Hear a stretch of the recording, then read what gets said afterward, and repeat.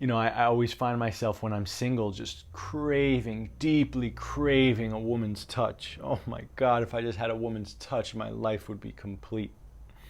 And then I'm in a relationship and I'm just like, damn, this chick is nuts. I just wish I was single. If I was just single, everything would be great.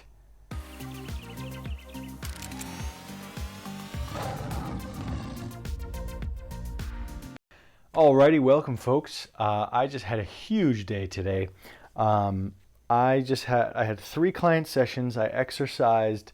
I did 2 cold plunges, including one 20 minutes ago. A cold tank I actually have in my backyard, thanks to my friend at thecoldplunge.com.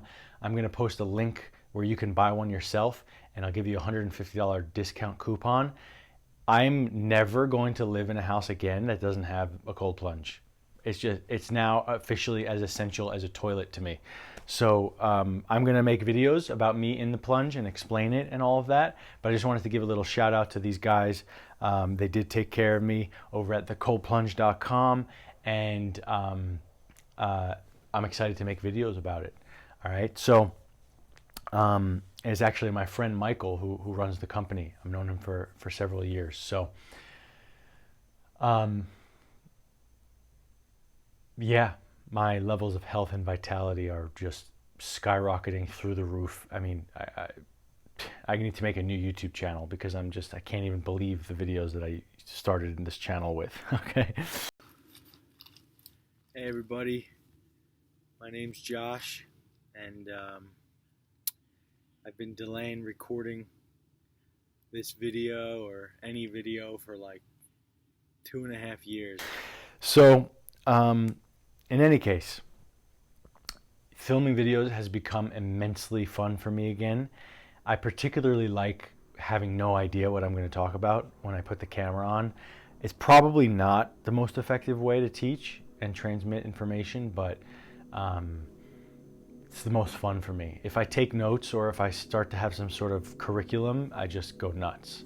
So, yeah, it seems like, it's really cool. I read this book a while ago called 1,000 True Fans, and it speaks about all you need for the rest of your life, if you're an entrepreneur, a digital entrepreneur, is 1,000 true fans. If you have 1,000 true fans, you can do anything. And I always have 1,000 people who watch my videos now because those are the true fans, So it's all I need. It's all I need. I got you, the 1,000 of you who watched this video. You're my true fans. Thank you. So as always, my videos are not just facts and content and more sugar. I like to create a space, a vibe. I like to pass and transmit spaces of consciousness so that you can receive them, and they can create changes in your vehicle, in the way you see the world, the way you be in the world. So the best thing to do is just to allow it to happen by sitting back, relaxing, calming the mind down. It's like a meditation, I hope, where you get to take you time. Take time for yourself to receive.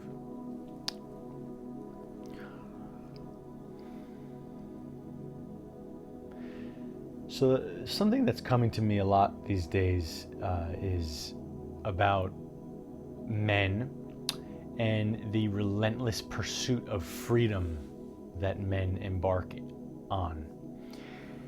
Most men I know, including myself, are in this endless search for more and more freedom. And the way that we achieve freedom is by making more money, by having less responsibility, more time, ability to do whatever we want, whenever we want, right? That cultivation, and it's really, women are craving this too. It's the masculine energy within us all that craves this. It's always craving more freedom. And when it achieves more freedom, it just wants more freedom, and then more and more and more. It's endless rungs to a ladder. And recently I got to a place in my life, well, the last year and a half or so, where I really can just do whatever I want whenever I want. I don't answer to anybody. I've been single for a while, and I have an immense amount of freedom, more freedom than pretty much anybody I know, personally. I mean, yeah, I'm sure there's people out there that have hundreds of millions of dollars who can literally take a jet anywhere around the world, right? But in terms of, I just have an immense amount of freedom. Anything more freedom than this is like, it's just very impractical, okay? And so what I realized is that the grass is always greener on the other side. You achieve this massive amount of freedom, and then you want things to be responsible for. You want things to get up in the morning for. You want a why. You want a purpose. You want to share and give energy. You want people to rely on you. You cultivate this immense amount of freedom, and then you want, responsibility. You want structure and grounding things. I always find myself when I'm single just deeply craving a woman's touch. Oh my God, if I just had a woman's touch, my life would be complete. And then I'm in a relationship and I'm just like, damn, this chick is nuts. I just wish I was single. If I was just single, everything would be great. If I was just single, all my problems would go away. And it's this endless, grass is always greener, endless. In every arena of life, this polarity that exists, that when you're doing something, you wish you were doing something else. Then you're doing something else, you wish you were doing that other thing. And this is the nature of polarity. This is the nature of the beast that we're working with in this life. The insatiable beast. So,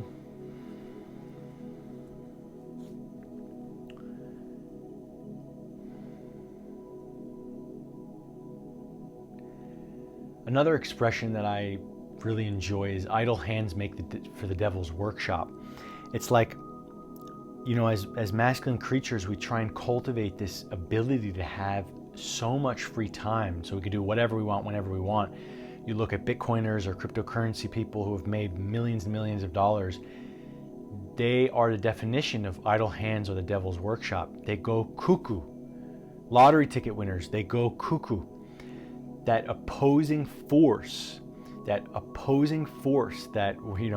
when you're broke and you're fighting for yourself to make it, that is a huge gift. That opposition, that opposing force. When you have everything you want and you make $50 million sitting on your ass holding Dogecoin, you lose the opposing force. Unless you're able to see from a higher spiritual plane and have a mission and a purpose. The mission and the purpose allows you to have money or have time or whatever and not get lost. And the purpose has to be something other than money, something other than fame, something other than a vanity metric.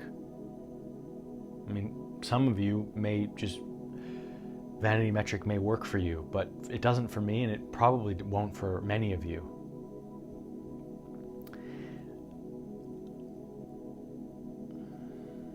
So,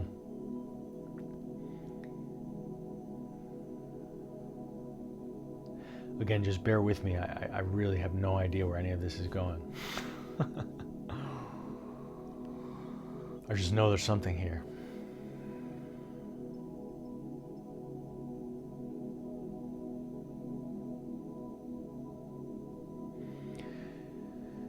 So it's important as masculine creatures to watch that endless pursuit of freedom. It's an illusion. We have to catch it.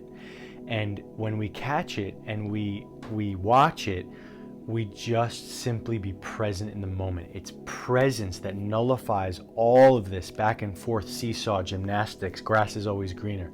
Presence nullifies it. Being fully present when you have the girlfriend, being fully present when you're single, recognizing the illusion that if you just get the girlfriend, then everything's going to change. If you just got rid of the girlfriend, then everything's going to change. You have to recognize that illusion if you want real freedom in this life. And the real freedom comes from being so fully present in the moment with what you do have, and recognizing the stories that are going to play out. All of these stories that play out in the mind for you to not be present. The mind is like a monkey. It'll just go and go and go and go and go. And it's all in the way of true presence. And most people have a lot in the way of them being present. A lot. Toxicity, looping rapid thoughts, an inability to be still inside of their body, traumas, pain, samskaras. It takes a lot of work to be present.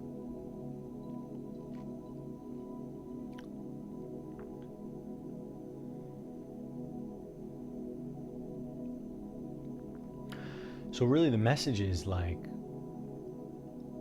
watch the part of you that is on an endless pursuit of freedom. And then as masculine creatures, we tend to create a prison out of the life that we create in this pursuit of freedom becomes a prison, and then we have to break out of it again. And then we create another prison and we have to break out of it again. I see this time and time and time again in myself and in others. So the trick, the magic in all of this is to keep your edge. And guys, I'm just talking, there's so many different subjects here that are all coming in, but there's this thing that people just accept that like I see all of my college friends and fraternity people who I mostly unfriended all of them on Facebook. Sorry guys. We're on different paths. But mostly unfriended all of them and see that most of them were in their prime in college.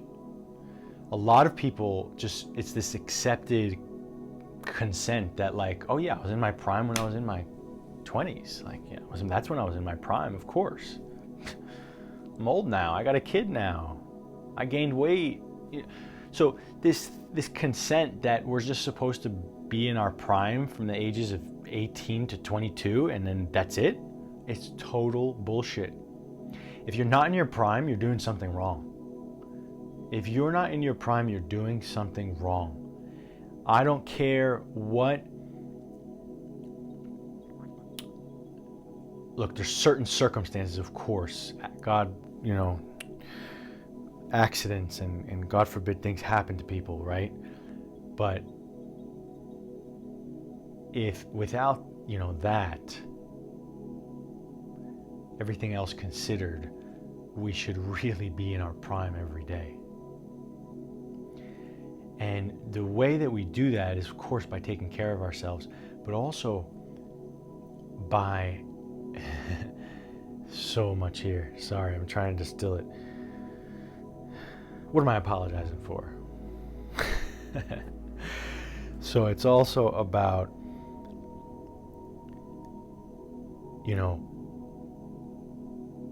being on our edge. Being on our edge, surfing that edge is what allows us to stay in our prime. Now, I'm not talking about prime being some metric around how much money you have or how big your muscles are. Being in the prime is like how refined and cultivated your chi is, how magnetic you are to the world, how healthy and vibrant you are, how good you feel, how much you love yourself, how whole you feel, how much you've unraveled samskaras and pains and anything in your way of being your deepest, highest self. So it's our birthright to be in our prime basically all the way until we die. That's my perspective, I don't know, maybe the last 5-10 years of our life. Maybe. It's not quite our prime. But I'm talking about energetic prime. That prime, being in your prime performance energetically in terms of what you've cultivated inside of yourself. So,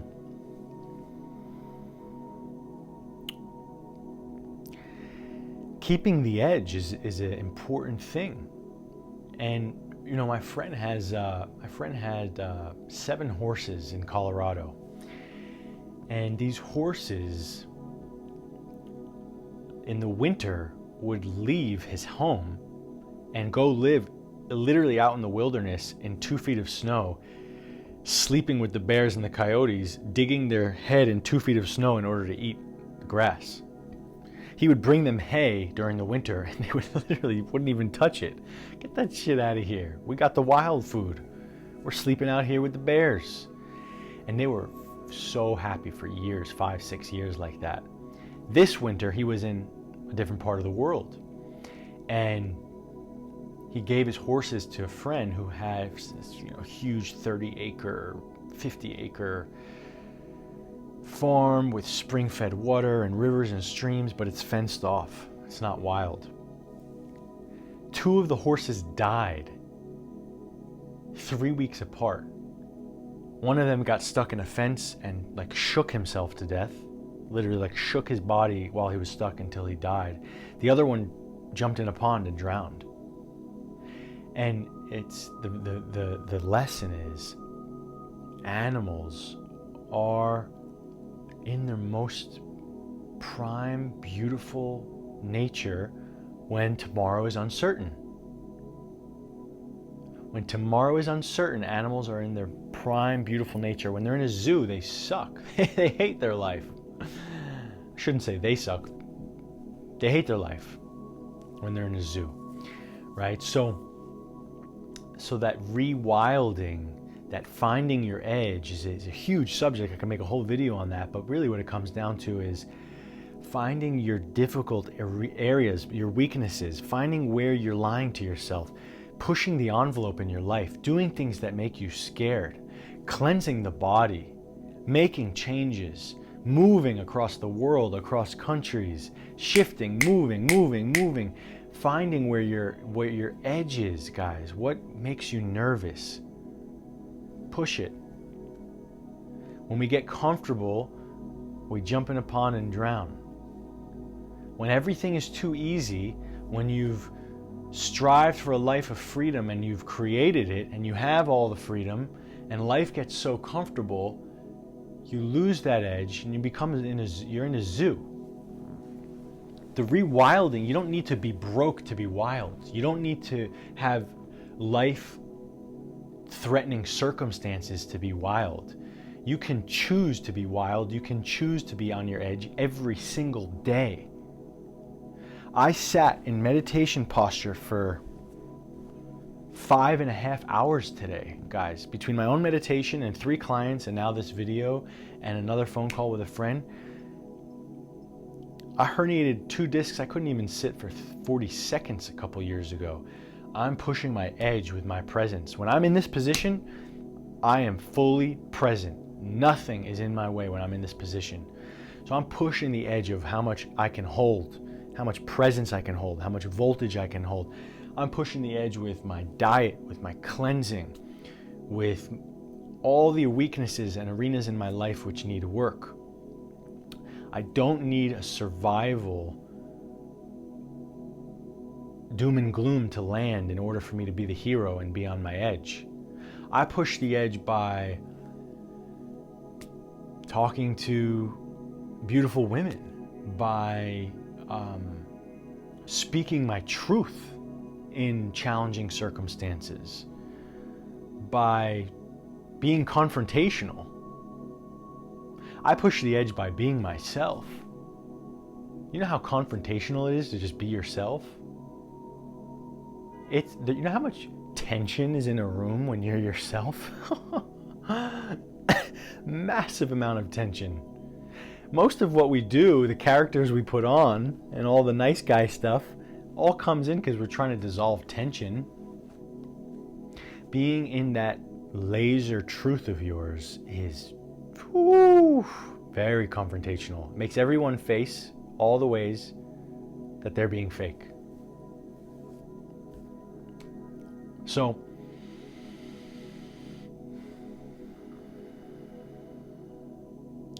the encouragement is for you to bring your will into a project. Idle hands make the devil's workshop. There's too much idle time going down right now. I understand. I'm not judging. I really get it. I've watched myself be the devil's workshop many a days this year with too much idle time. And it really just takes taking your will and bringing it to a project, bringing it to a woman, a date, a potential partner, a new website, a YouTube channel, meditation practice, friends. It doesn't matter what, just bringing that will into a project, engaging, finding a why. Find that why. Those who have a why can withstand any how. Viktor Frankl, as Viktor Frankl's book, forget the name of it. Is it As a Man Thinketh? Is that it?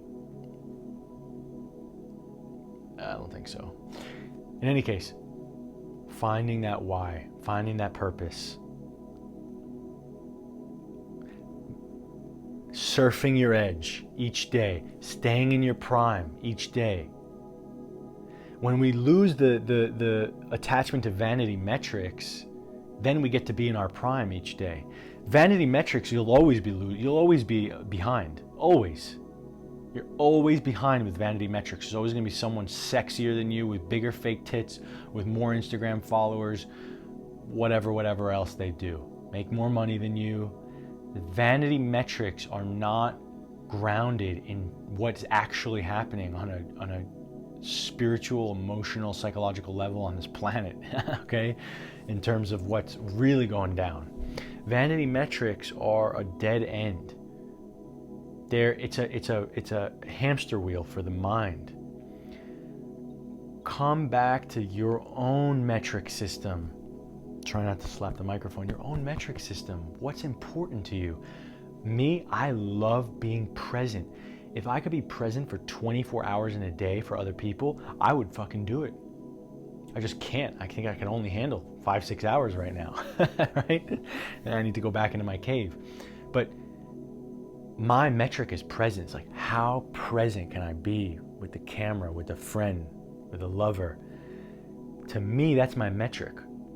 When that is good, when that is flowing, when that's being pushed and constantly grown, I'm a success. I don't care what my bank account says. I don't care what you think about me. I don't care how many views these videos get. My metric system is what I live my life based on. And then I get to be happy. I get to have well-being. I get to not be bleeding all the time, upset that there's someone sexier out there than me. There's someone who does it better than me. There's someone who has more money than me. It's not how I value my worth. It's an old game. So find your own metric system. Ask yourself a true inquiry. What is it that you value? It could be vanity too. Shit. There's nothing wrong with it. But don't have it be vanity because that's some program that's running. Have it be vanity because you own it. I'm going to be fucking famous. I'm going to be rich and famous. Yeah. Go for it. Chase it. Do it. But consciously. Consciously.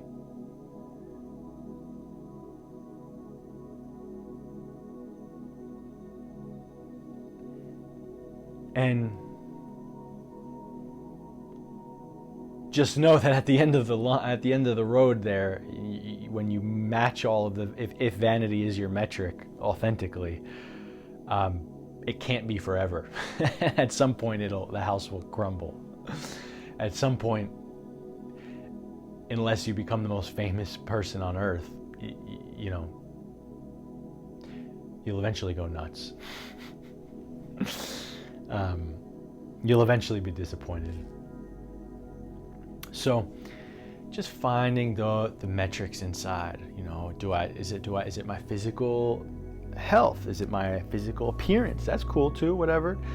Is it the way that I look? Is it the way that I hold space for other people? Is it the way that I'm a father? The way that I'm a boyfriend? The way that I'm a lover? The way that I, whatever it is, Just find it from a deep, deep, deep place, from that truth. And then you're in integrity. And then your life gets simpler. Like, my life is simple right now because my metric system is like, how deep can I go? How deep can I go? How much can I hold for another human being? How much of a ayahuasca ceremony can I bring to somebody in a client session without drinking any ayahuasca?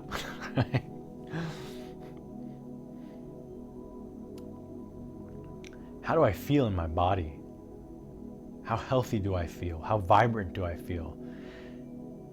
These are the metrics. How present can I be? Okay, so I'm going on and on here. Time to wrap it up. I think you get the point.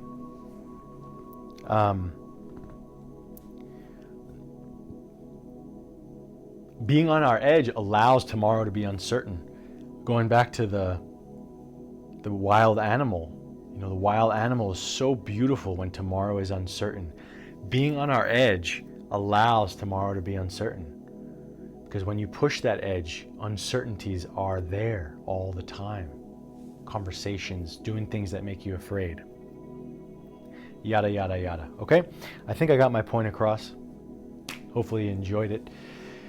And I filled my first Shadow Project retreat in 6 days. I'm launching another one. I'll post the link here. You can sign up for it. It's going to be in June. The dates will be below. So this is an early launch. Anyway, check it out. Probably too intense for you, but if you want to be crazy and push your edge, you can join us.